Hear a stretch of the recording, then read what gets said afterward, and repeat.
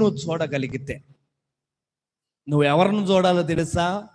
మనుషులను చూడమాక. ప్రియమైన దేవుని బిడ్డలారా, మనుషులను చూడవద్దు.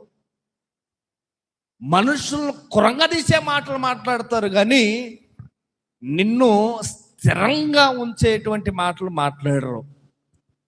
కానీ ప్రభు అయిన యేసుక్రీస్తు వారి మీద నీవు గురి కలిగి ఆయన్ని నువ్వు చూడగలిగితే, చూసిన క్షణము నుండి దేవుడు నీ జీవితాన్ని ఏం చేస్తాడు తెలుసా?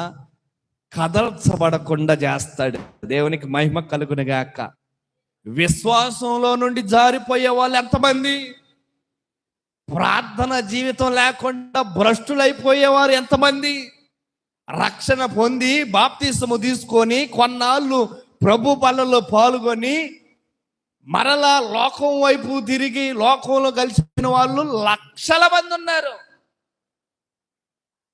వారు కదల్చబడ్డారండి. వాళ్ళు చిన్న చిన్న ఆటుపోటులకి నిలబడలేకపోయారండి. వాళ్ళు దేవుని సన్నిధిలో చిన్న చిన్న చిన్న చిన్న శోధనలకి వారు ఓడిపోయినటువంటి జీవితం వారిది. వారు ఎవరిని చూసుంటారో తెలుసా? శ్రమలను చూశారు. వారికి ఉన్న ఆర్థిక ఇబ్బందులను చూశారు. శ్రమల వైపు నువ్వు చూస్తే గనుక నువ్వు భయపడి నీ విశ్వాసాన్ని నువ్వు పోగొట్టుకునే అవకాశం ఉంటుంది. శ్రమల వైపు చూడవద్దు. కష్టాలు వస్తాయి అని కష్టాల వైపు చూడవద్దు. నువ్వు అప్పులు ఉంటే అప్పుల వైపు నువ్వు చూడవద్దు.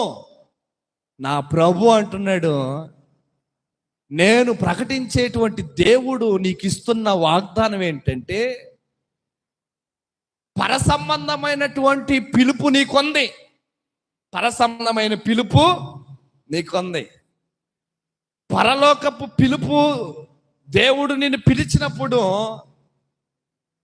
నా ప్రియమైన దేవుని బిడ్డలారా, యేసు వైపు మాత్రమే నువ్వు లక్ష్యం ఉంచాలి. ఆయన మీద గురి పెట్టుకొని జీవించాలి. ఆయన్ని నువ్వు చూసినప్పుడు, ఆయన్ని నువ్వు గురిగా పెట్టుకున్నప్పుడు నీకు శక్తి కలుగుతుంది. ప్రతి భయము నుండి నువ్వు విడిపించబడతావు. దేవునికి స్తోత్రం కలుగునుగాక. హల్లెలూయా.